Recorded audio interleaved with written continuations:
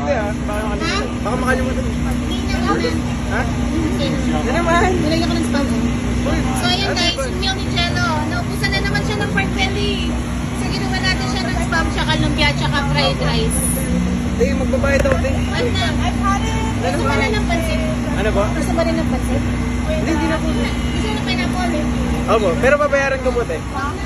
Next time na lang, next time. Mura na naman next time. Sige din. Eh, kasi naubusan ka naman ng pagkain. Sige Yung ba? pork belly, fried rice, hindi ko naman tinitinda yan. Okay. Ginagawa ko lang yan pagka yung wala na akong paninda. Tapos Okay may po. konting tira ng ano. Thank you so much. Sige po. Jello, special yung meal mo. Ano ba? Special yung meal mo. Alam ko nga ba? Ano ka muna, hi ka muna sa mga fans mo. Hello. Hello po ulit sa mga ano dyan, mga followers ko. Thank you, Jello. Thank you po. We have here our first customer of the day. Dynamite lumpia. And then loaded lumpia. Thank you po. So, sorry guys hindi ako makapagbigay ng discount. Walang discount? Ay, grabe. Libre kasi, kaya walang discount. Free yan kasi first customer of the day. Thank you po. Tita, pa-shoutout daw. Idol ka niya. Ay, shout out! Anong pangalan niya? Ayen. Shout out, Yen! Okay po na. Diba? Pagka pupunta siya dito, nagtatanong lagi kung nasan ka. Oo, nasan siya? New York po. Nasa New York ka, Yen? Wow! Hi! Sikat ka na. Bye-bye. Ayan. So, ayun guys, first customer of the day natin. And then, ito yung card ko. Baka bibili kayo ng bahay, magbebenta. Tawagan niyo ako. Thank you Bumili po. na kayo ng bahay dito? Meron na po. Sayang. Hindi, may pangalawa pa niya. Ha? Pag Buwa next, pa isa niya. Kuha pa isa?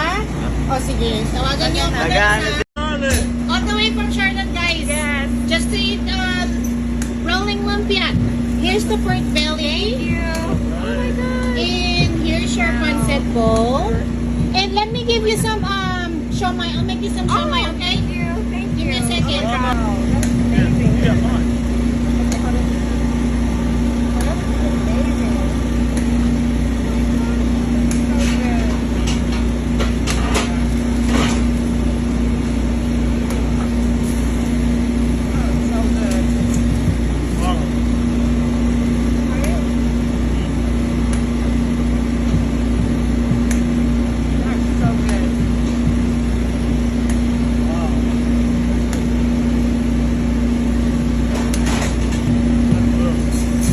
Here is some siomai. How is it, guys? How's the pork belly adobo? Really good. It's so amazing. Thank you. Very good. Lumpia and the pancit is so good. Thank you. Thank you for coming, okay? Can I take a Yes. picture with you guys? Yeah. Oh, let me set it down. Yeah. So I have 4 left. And Wow. you guys can try it and let me know how you... Come on. Okay, okay.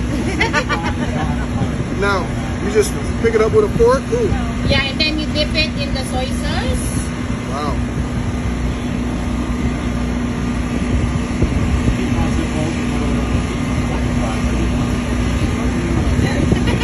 How is it?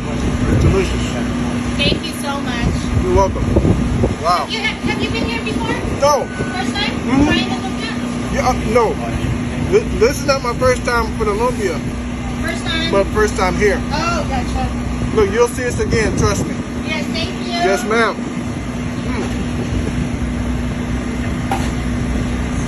That is good. You sure you don't want to buy it?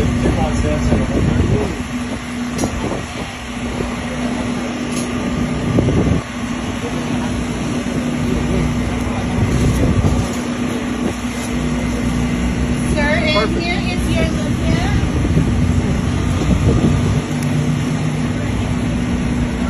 Wow. Here you go, sir. Ma'am, thank you so Enjoy your much. lumpia, okay? Yes, ma'am. Nice meeting you, too. Nice to meet you. Thank Thank you so you. much. Enjoy. Oh, wow.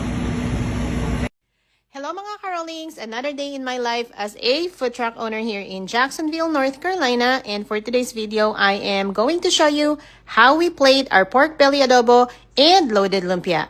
You guys already know I love shopping at Webster Stores, so let me show you a few more items I love from there. Do you know that I use this Avanco rice cooker to warm up my pork belly adobo?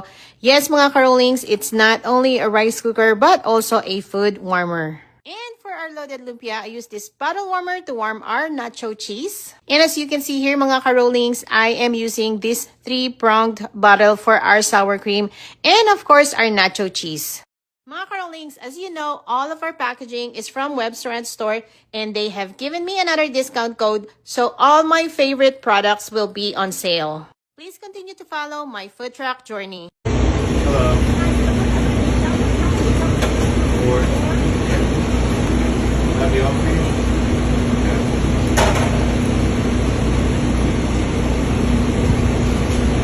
Have a name for your order?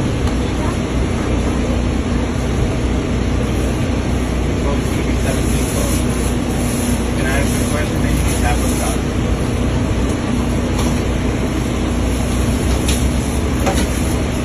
Thank you. Lay. Lay. Lay. Elisa.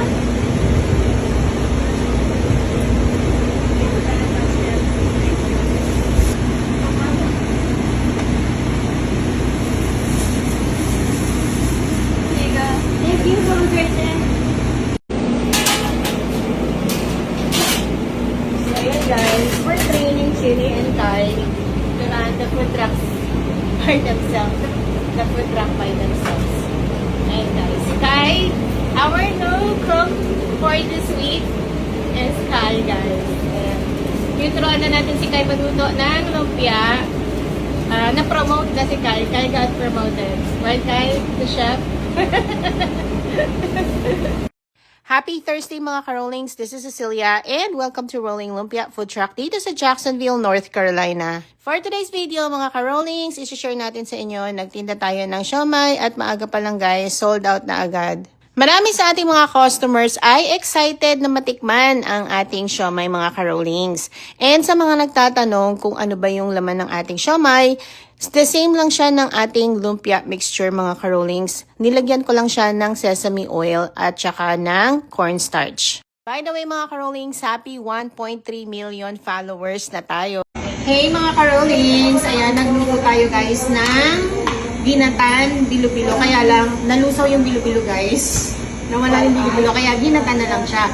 And then dahil walang kulay yung mga sahog natin, naglagyan lang tayo ng ube na gatas na malapot guys. Okay? So ayan, titikman natin. Ayan, kita nyo. Parang ang sarap niya guys. O, diba? Ask natin si Jane kung anong kasi alam niyo naman hindi ako magaling magluto ng mga desserts. So,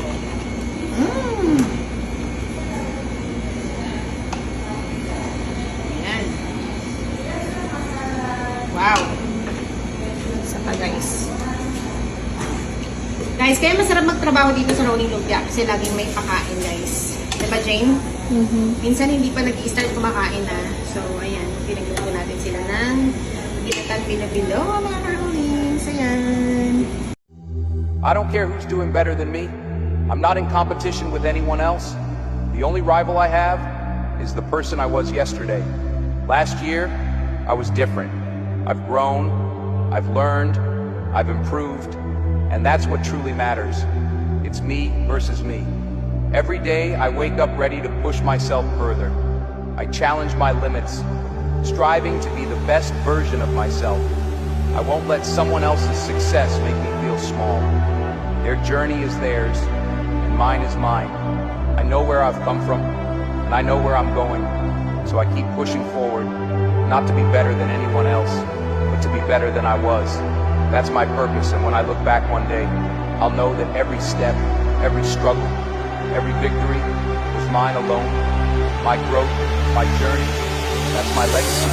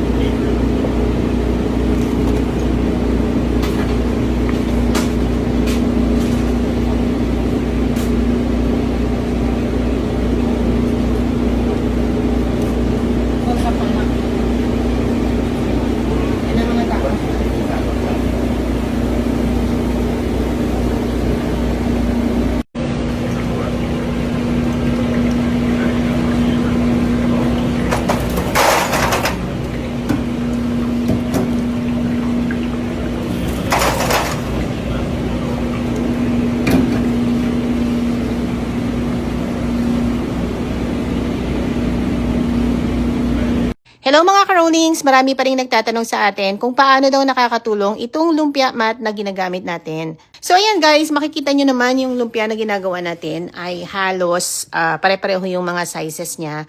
Magiging consistent yung size nyo, unang-unang benefit ng paggamit ng lumpia mat.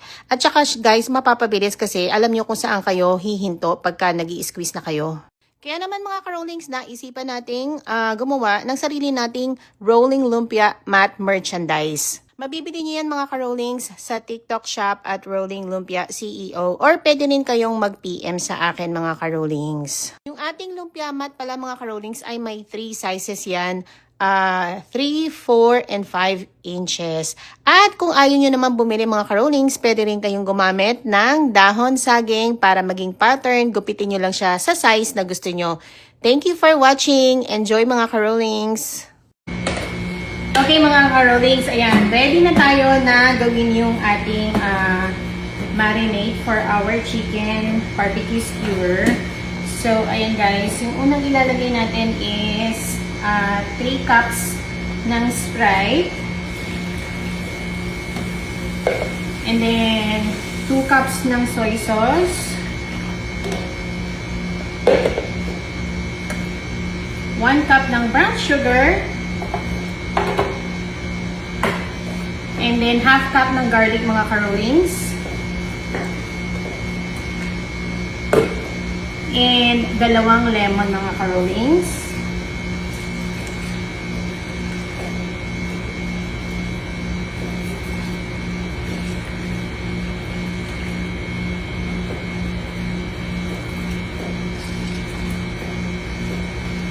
Ayan. And lagyan natin guys ng half cup ng banana ketchup. So, syempre guys, imimix natin to. Tikman muna natin kung perfect na ba yung lasa. And then, nasa sa inyo yan guys kung gusto nyong i-adjust, kung gusto nyong medyo manamis-namis, or medyo maalat-alat, or medyo maasim-asim. But for me guys, ito yung ating chicken barbecue marinade.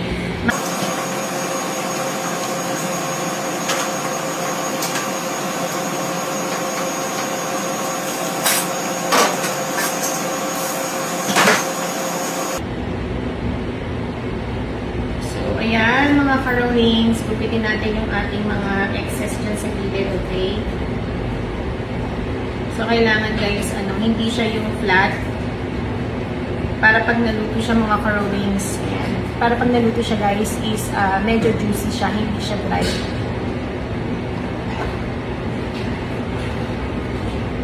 Hey mga ka-rollings, ayan guys, nakapag-mix na naman tayo ng another 12 pounds. Siguro guys, ito ay pang-4 na batch na natin ng lumpia mixture. And we're gonna make another batch today. Kasi guys, meron tayong malaking event this weekend. Saturday and Sunday, meron tayong long event. On Saturday, 11, I think Saturday is 1 to 9 p.m. And then on Sunday, 11 to 3. So guys, pakita ko lang sa inyo, ito yung container na ginagamit natin para sa ating mixture.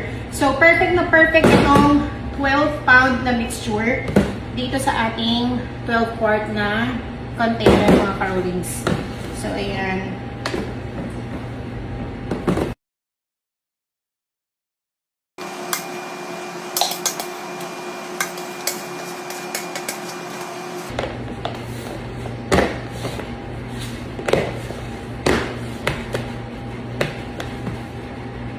Rolling lumpia hack muna tayo guys. Okay, napanood yung mga videos ko kung saan gumagamit tayo netong ating rolling lumpia mat para maging consistent yung size ng ating lumpia, right? So, kung ayaw nyo gumastos mga ka-rollings, ayaw nyo bumili ng ganito, okay lang din. Pwede kayong gumawa ng ganito. So, ito yung very first na ginamit namin nung nag-start pa lang kami mag-rolling lumpia mga ka-rollings. Yung ating chopping board, sinulatan lang natin siya, ginamitan natin siya ng pattern kung anong size ang gusto niyo guys. Nasa sa inyo yan kung anong gusto niyo size. So makikita niyo to guys, this is 5.5 inches. From here, to here. So, ayan yung magiging lumpia mat natin or lumpia pattern natin, okay?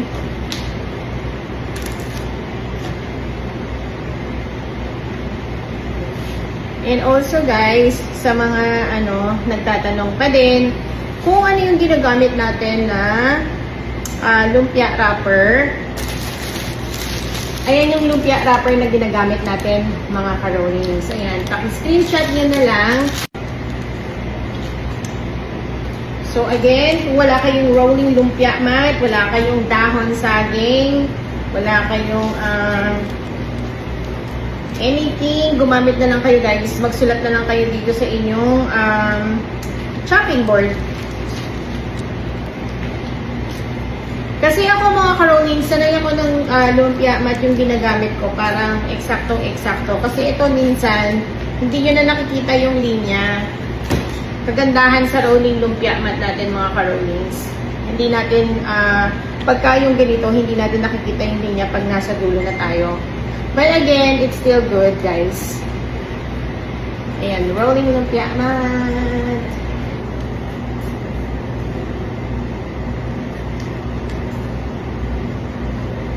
So, ayan guys, sa pinakadulo, hindi natin makita yung pinakasulat. But that's okay, guys. I'm sure kayang-kaya niya yan. Kayang-kaya natin yan gawan ng paraan, mga ka-rollings.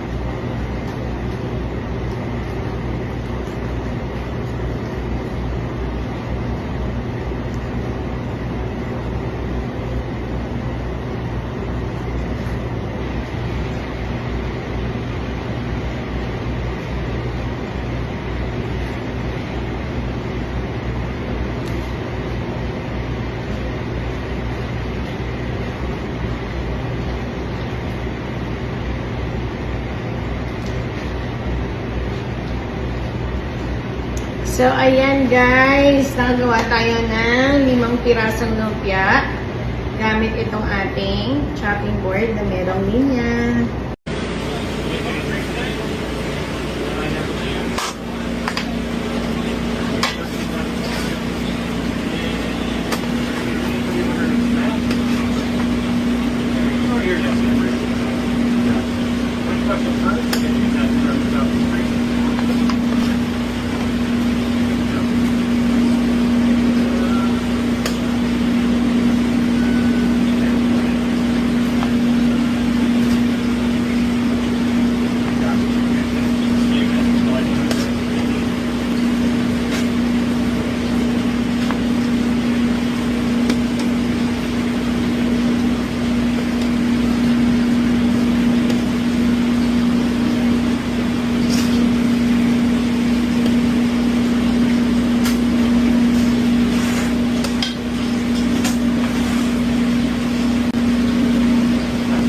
Plan reveal!